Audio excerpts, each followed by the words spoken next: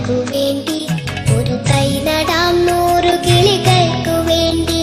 ഒരു തൈ നടാം, നല്ല നാളേക്കു വേണ്ടി ഒരു തൈ നടാം നമുക്കമ്മയ്ക്കു വേണ്ടി,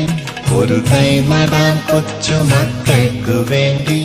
ഒരു തൈ നടാം 100 കിളികൾക്കു വേണ്ടി, ഒരു തൈ നടാം നല്ല നാളേക്കു വേണ്ടി.